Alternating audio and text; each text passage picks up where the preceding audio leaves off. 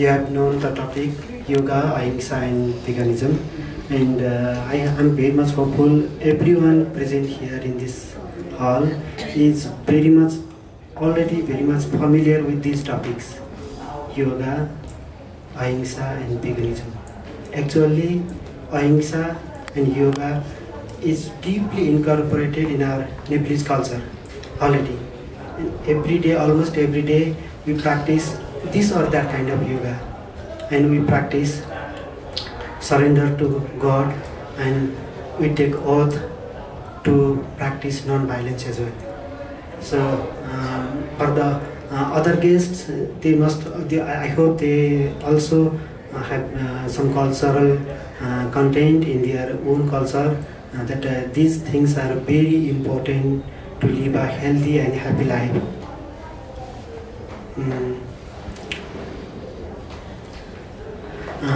In today's session, I would like to divide the session in theory and practice both.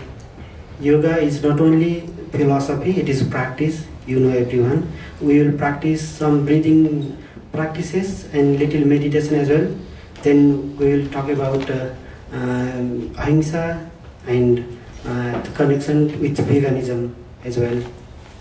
So in the first session, I will just introduce what these concepts mean to us to connect with ourselves and the whole planet, and to be a vegan and to practice ahimsa and to practice dharma, actually the dharma.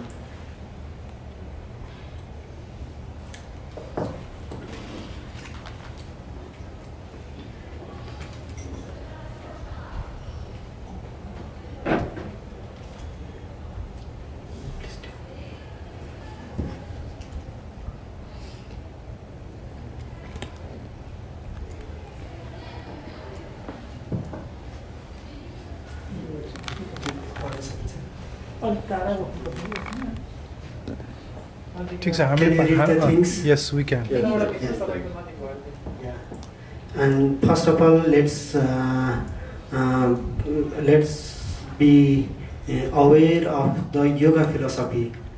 What actually yoga is? Is it the physical postures that we practice everywhere, that we see everywhere being practiced, or is it something deeper than that? There are lots of yoga philosophy books written in Sanskrit by our ancient sages and saints and rishis, and the most popular is Patanjali's Yoga Sutra, and Patanjali defines yoga as yoga chitta vritti nirodha. Yoga chitta vritti nirodha. Yoga is the restraining of the mind from taking various forms. Yoga is the restraining of minds from taking various forms. Actually, what happens is our mind is either in a state of chipta. There are 5 key stages our mind dwells in: chipta, muda, prachipta, ekagra and niruddha.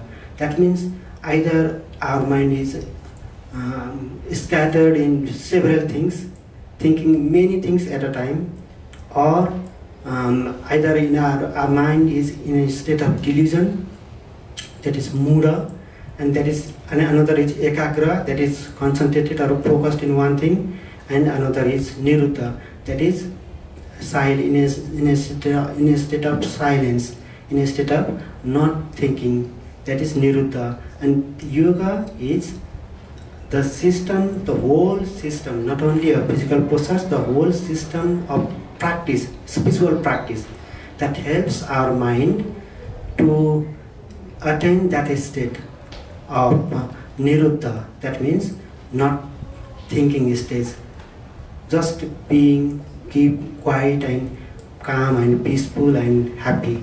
That how to attain that state, that is very important, and that is the key purpose of yoga. In Hatha Yoga, there is a saying, Kevalam Raja Yogaya Hatha Yogo Padishyate. That means only for the preparation of meditation, we practice all the Hatha Yoga postures, all the Hatha Yoga practices, that like pranayama, mudra, bandha and all other asana, all other yoga forms that are defined as hatha yoga, all those practice we practice simply to go into a state of meditation. So as the purpose is to go into a deep state of meditation, in a state of thoughtlessness, we practice all those postures and other kinds of yoga. Breathing exercise is also one kind of yoga, physical postures is one kind of yoga, mudra another kind, and bandha another kind, and there are others as well. And these all practices are focused simply to gain that state of mind, to go into deep meditation. So how to practice all of the postures and other things to gain that state, that is very important thing. And it is almost forgotten in today's world how to practice yoga actually. We practice simply for the fitness. And actually the Patanjali Rishi told us to practice every posture or the every pranayama or the every bandha or every mudra with awareness. Awareness of what? Awareness of breathing and awareness of the chakras. In our body there are 6 chakras, and while practicing every posture, either any of our chakra is connected with that posture, and we have to identify which posture is connected with what chakra, and then we have to focus on that particular chakra. Suppose you are practicing, you are stretching your body at that time, maybe your chest, maybe your heart chakra is activated, maybe your heart chakra is touched. So you at that time you have to be aware of that heart chakra, and at the same time we have to keep awareness of the breathing as well. The breathing awareness is while stretching our body we have to inhale, and while squeezing our body we have to exhale. That is the thing we need to take care of in practicing yoga. Then only we prepare ourselves to go into meditation. So that yoga, chitta vritti nirodha, so that state of restraining our mind can be achieved by that way. So it is very important. And another definition of yoga that is available in Gita is, it says that yoga karmasu kausalam. Suppose we are practicing yoga or meditation, at this time our skillfulness should be focused on how to go into a state of deep meditation. Yoga is skill in action. Whatever we are doing, we need to, if we are doing it skillfully, if we are doing it mindfully, then it is the right kind of yoga. We are practicing in a right way. And samattam yoga uchate, equanimity is yoga. You know, the importance of equanimity is we are in a vegan festival, and we are listening from several speakers how equanimity is important, to love all animals, all living beings, and how to connect with the whole existence. And then yogena chittasya malam apakaroti, another definition is, and that says chittasya malam, that is mental defilements. There are lots of mental defilements like craving, aversion, delusion, and so many. And we need to remove those mental defilements, then only our mind gets purification, gets purified. And while practicing yoga, this also needs to be kept in mind. And chitta yattam dhatu pattam sariram chitte naste dhatapo yantinasam tasmat chittam sarvada raksaniyam soste chitte buddhayo sambhavanti. And this phrase, this verse says that our mind prevails in every activity. Whatever we are doing, before that, doing that, the thought comes in our mind, and our mind guides us, motivates us to do right or wrong thing. So while practicing yoga, as we already know that doing things skillfully is yoga, doing things mindfully is yoga. So how to be mindful, how to keep our mind in a state of equanimity, and this phrase also says the same thing.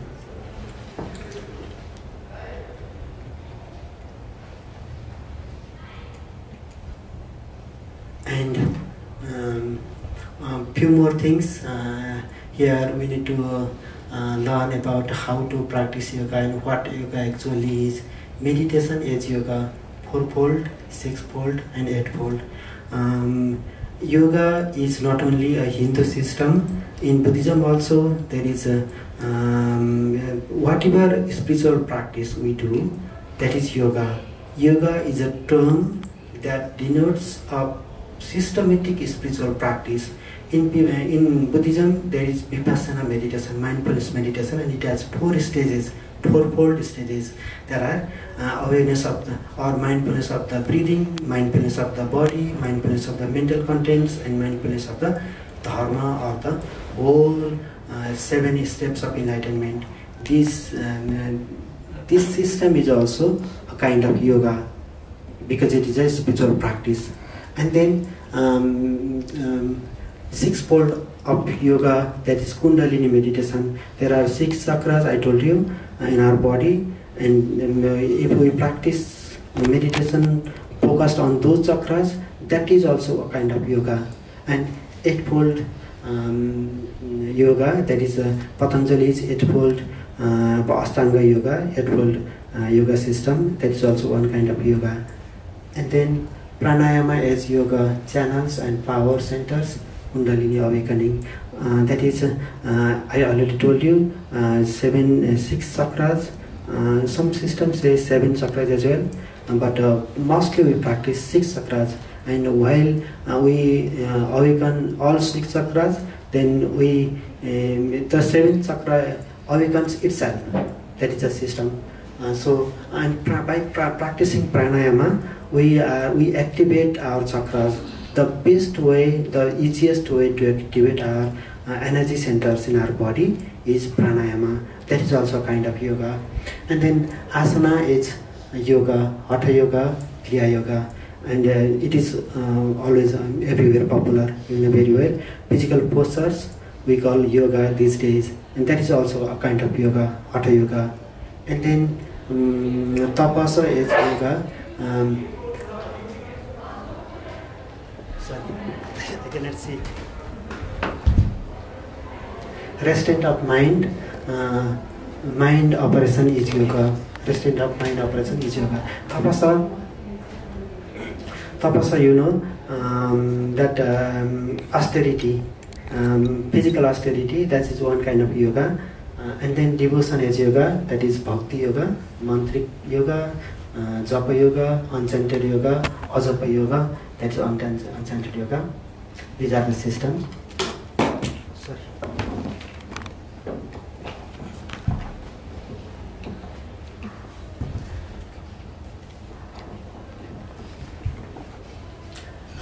And then the purpose of yoga, kevalam raja yogaya, hatha yoga patisi. I already told you, only to prepare ourselves for meditation, we practice all yoga. That is kevalam raja yogaya. Raja yoga is meditation. Hatha yoga is physical postures and all other yogas. We practice these yogas to prepare ourselves for meditation.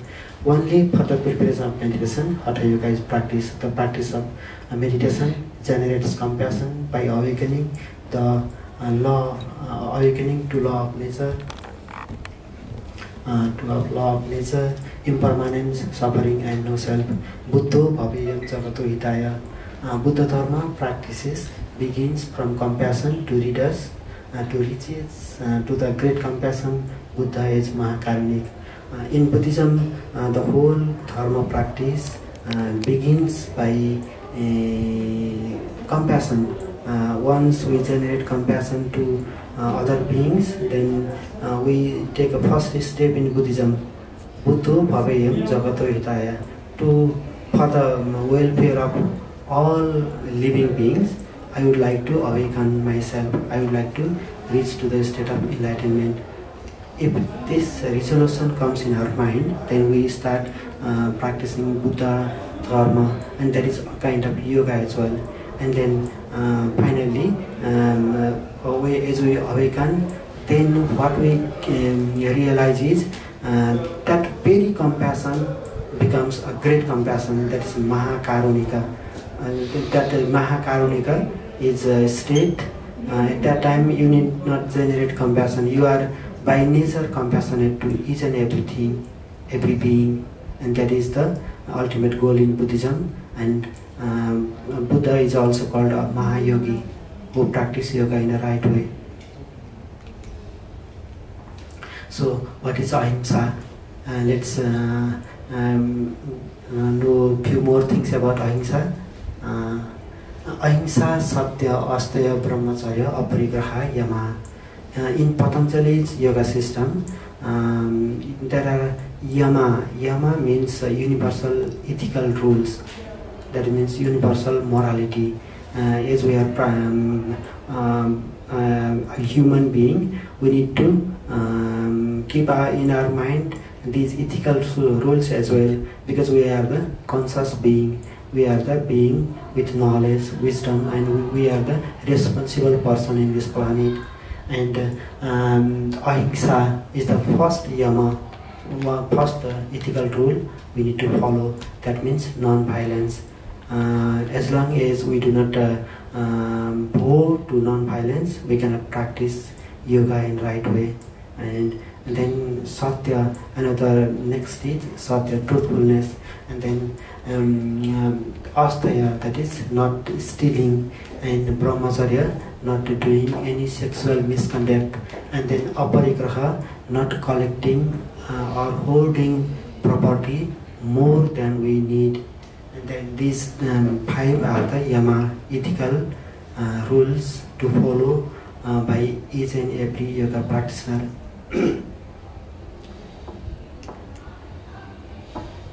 And a few more things.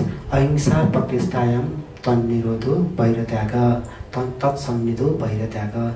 And that means if we practice Ahimsa, what is the benefit? That is very important thing. The benefit is, if you practice non-violence, each and every being does the same to you. Each and every being does the same thing. Is harmless to you, is kind and compassionate to you, and that is the benefit of Ahimsa. When you stop harming others, others will cease to harm you.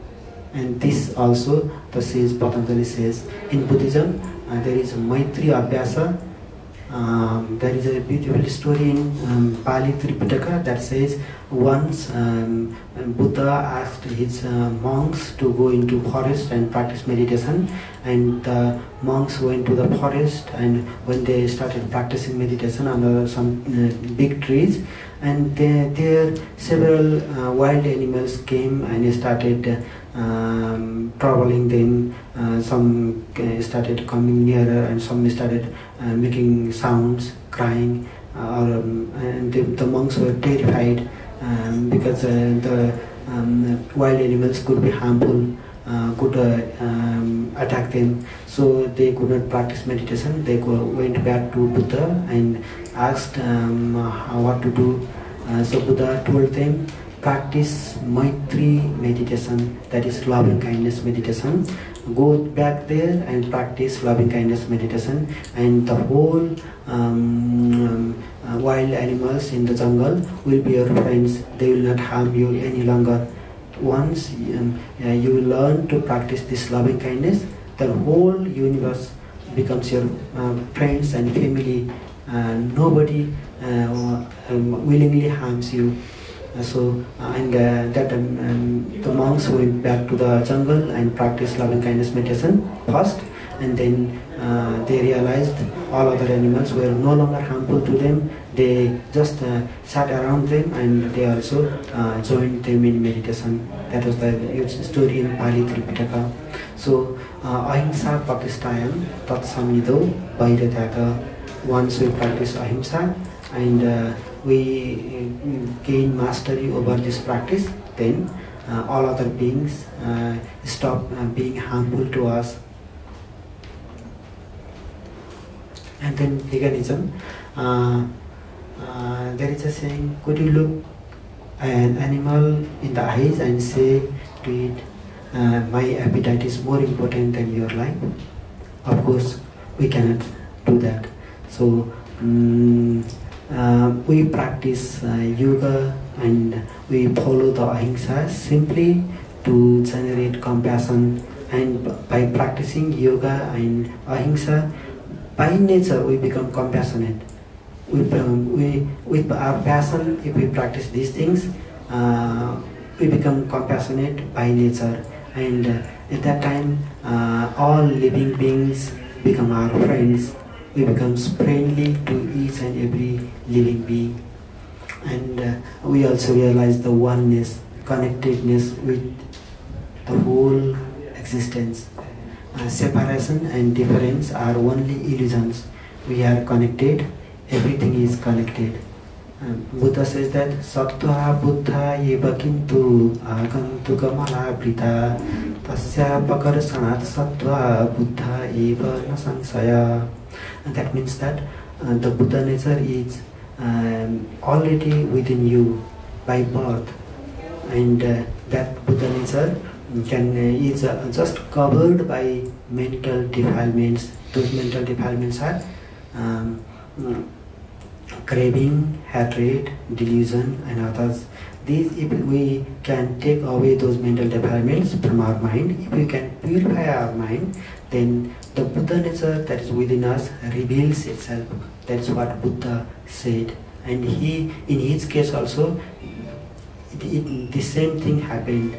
He purified his mind by practicing meditation, by practicing vipassana, and slowly and gradually all his mental defilements are uprooted, and then he realized the Buddha nature within us, within himself.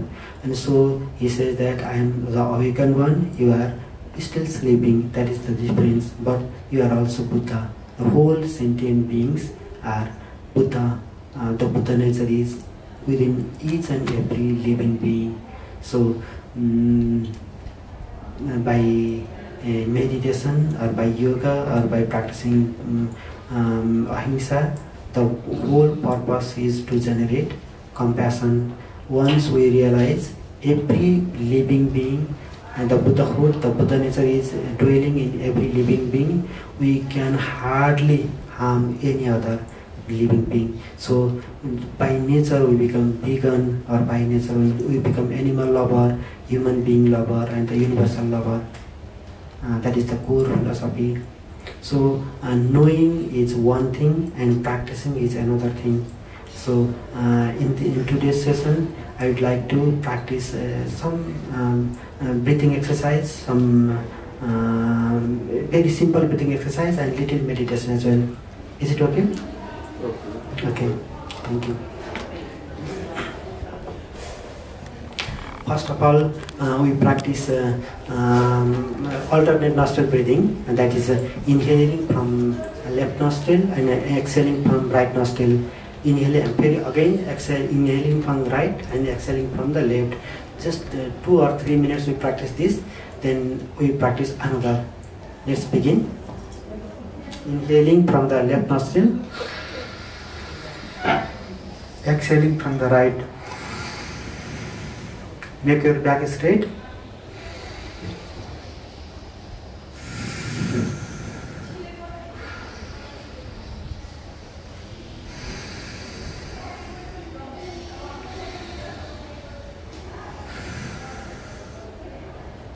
Continue please.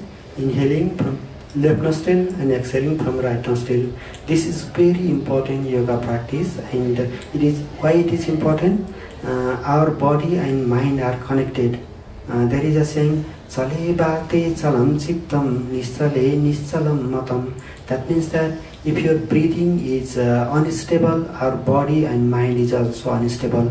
If your breathing is stable, then our mind becomes stable. So this body and breathing and mind are deeply connected. By restraining our breathing, by relaxing our breathing, we also relax our mind by itself. So it is very important practice. Inhale from the left nostrils and exhale from the right.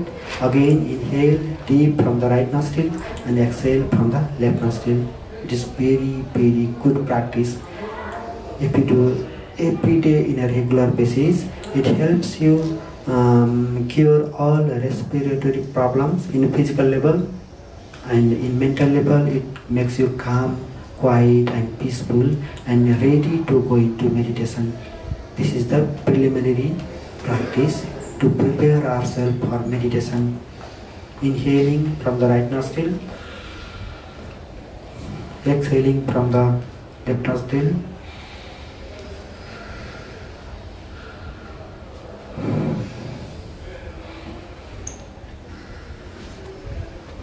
Take a long breath and exhale completely. Again, take a long breath and exhale completely.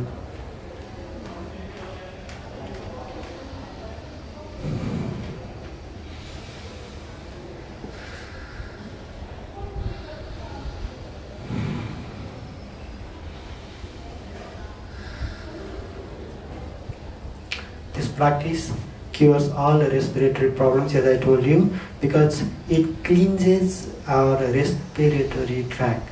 The mucus there get accumulated, and the body releases that mucus easily. If we keep this practice, then the body cells or the hairs or the muscle inside our respiratory tract get good exercise, and they become active and they clear our respiratory tract free of mucus, unnecessary mucus that is collected there. So in the physical level, it is very, very good. To people who suffer from cold allergy, and if they practice this pranayama, they very quickly they get cured by this practice.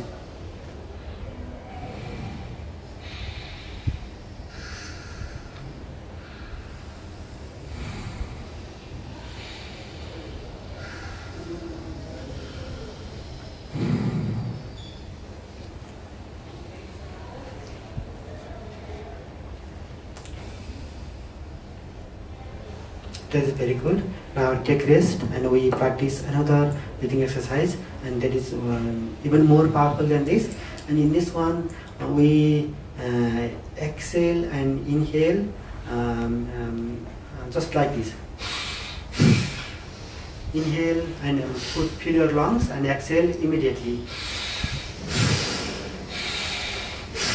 It is called Bhastrika.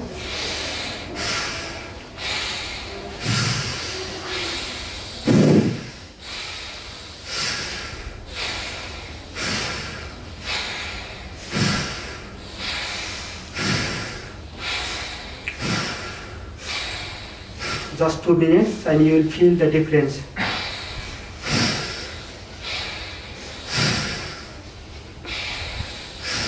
This is fast breathing Bhastrika, and it calms our mind very quickly.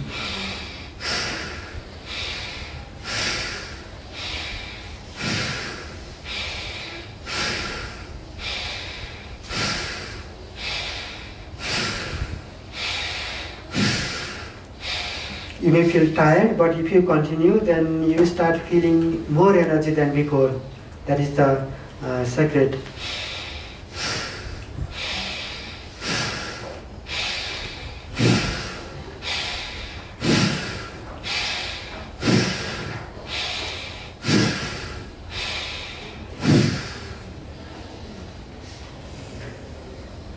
That is good. Take rest. And for 5 minutes we practice meditation now. Then we will end the session, and if you have some queries, then we will talk about that.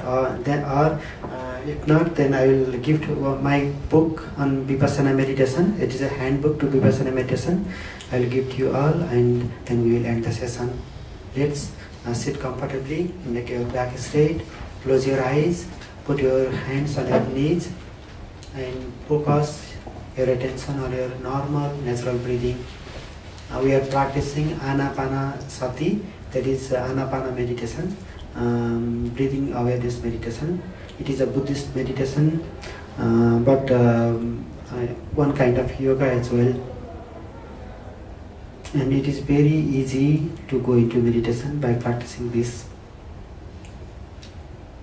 awareness. Just focus your attention in your normal, natural breathing. Inhaling, be aware that I am inhaling. Exhaling, be aware that I am exhaling. While breathing in, be aware that I am breathing in. While breathing out, be aware that I am breathing out.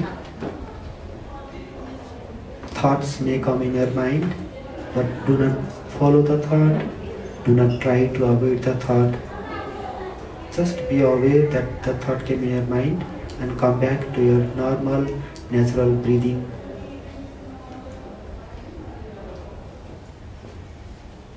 Inhaling, be aware that I am inhaling. Exhaling, be aware that I am exhaling.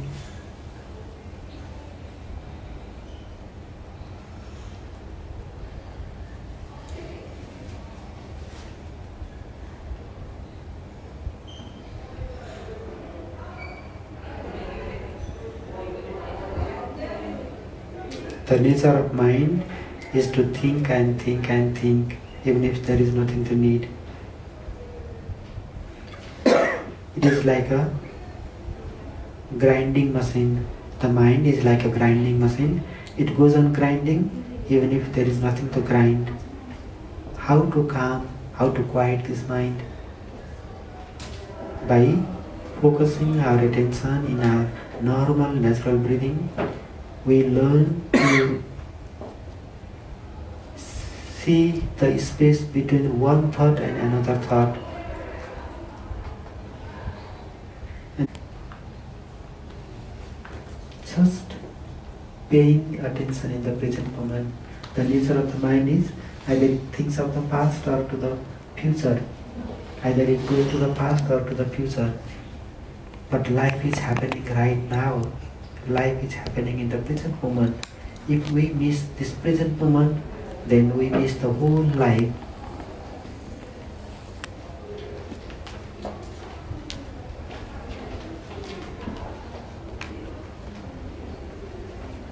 Inhaling, be aware that I am inhaling. Exhaling, be aware that I am exhaling. If any thought comes in your mind, just be aware of that thought and come back to your normal, natural breathing.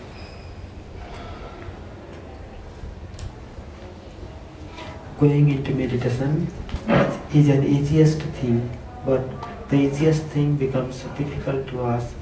It is just like keeping the windows open and the air comes inside. You cannot force the air inside your room.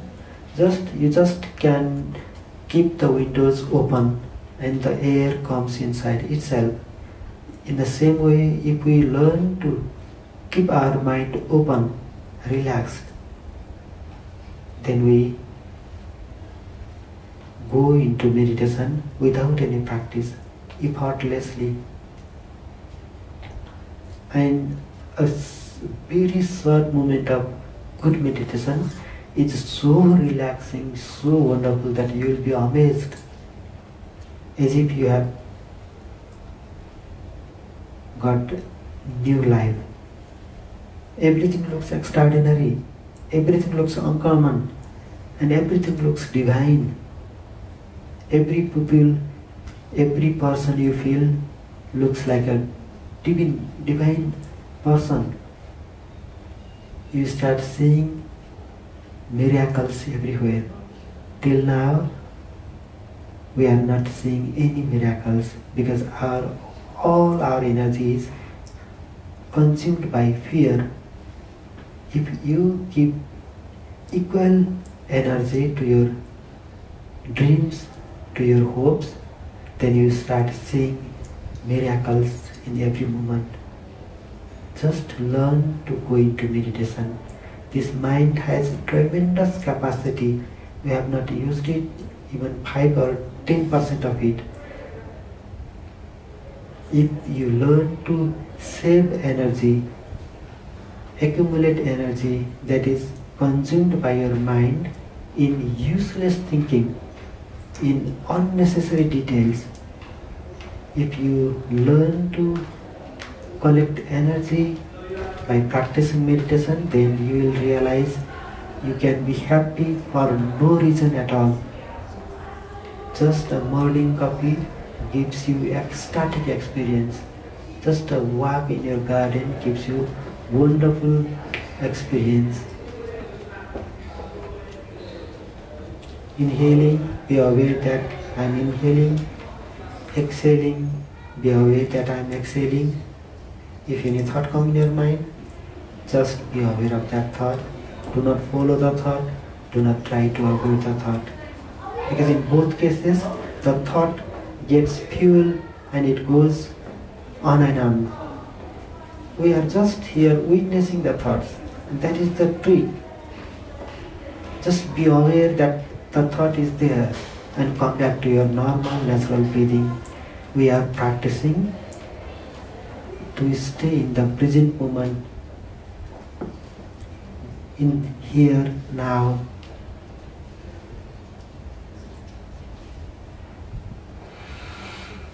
Buddha says,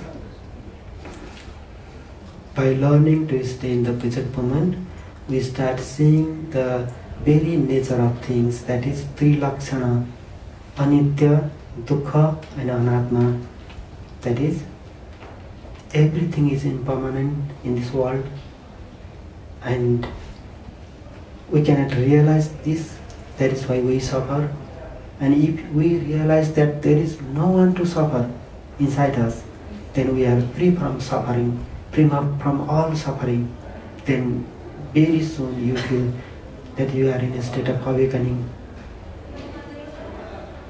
That is what Buddha says, yatha bhuta darshanam, seeing things as they are. And to see things as they are, all we have to do is to learn to stay in the present moment, here now, fully, totally, 100%. Suppose, in usual cases, what happens is, suppose you are eating, you have started eating the chocolates, and in few minutes you realize that there is empty wrapper in your hand. You have already eaten the chocolate bar and you have no experience, just you are thinking something else. That is quite mindless eating. It happens in every activity we do. We do things, several things, but we do all those things mindlessly. If we learn to do things mindfully, then everything we do becomes transformed and becomes a part of our spiritual path. We learn to notice details and textures, and life becomes more spacious, more clear, more sharper, and then we start seeing extraordinary things just around us. Inhaling, be aware that I am inhaling. Exhaling, be aware that I am exhaling. Again and again you realize mind is going away, mind is thinking something else. And again the practice says, come back to your normal breathing. Do not follow the thought, do not try to avoid the thought. Very simple practice, but very much fruitful if you do it right.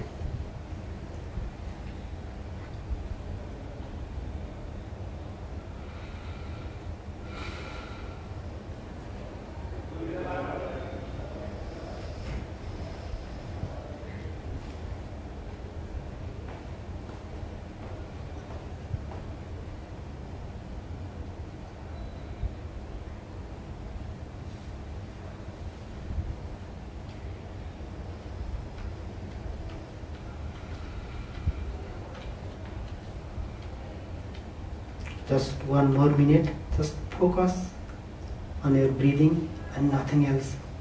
Then we will end the session.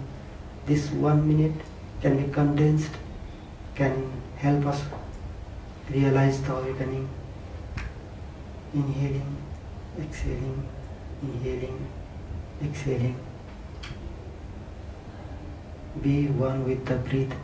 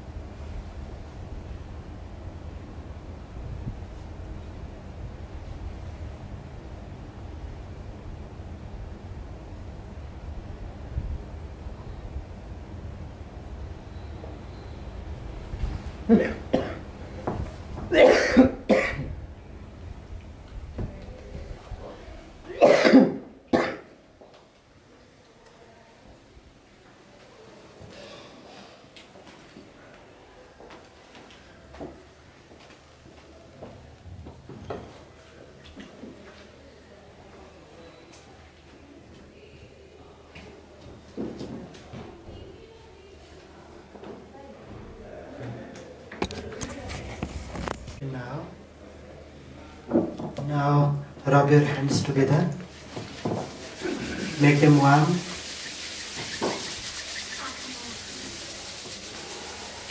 and when they are enough warm, then cover your face, feel the warmth of your body, feel the energy, be connected with your energy. By connecting with this energy, we are connecting with the whole cosmos. That is another form of energy. Just give gentle massage to your eyelids. And then slowly, gradually open your eyes. Namaste everyone. Thank you. That was a great session we had just now. So I think everyone enjoyed it. So can you just give him a round of applause, guys?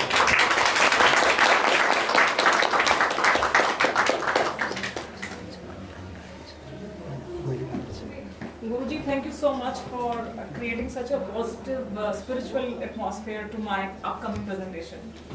My great pleasure. Gratitude. Doing it laying down? In both ways you can do it. And the best way would be sitting on like this, on the floor, on the mat. But here that is not very possible, so we practice sitting on the chair. Okay, but not laying down then, like in bed. Not laying down. Okay, thank you.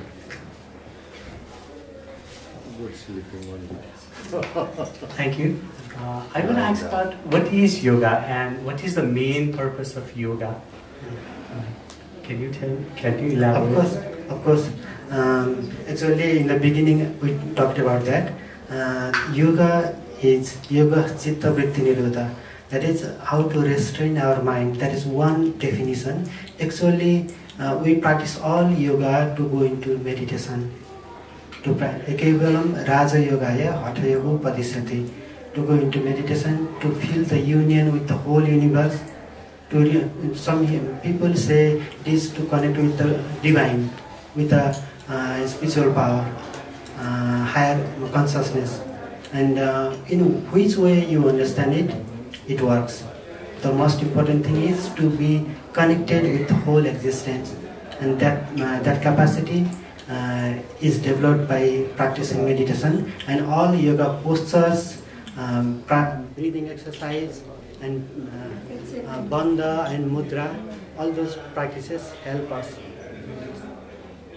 And the purpose, what do we get after being one with the universe? Yes, we feel, once we feel connected with the whole existence, then we become more compassionate. to ourselves and to all living beings. And that moment we realize the right purpose of life. We learn to be happy and peaceful by in every situation. Must disturb. Thank you. Please, dear.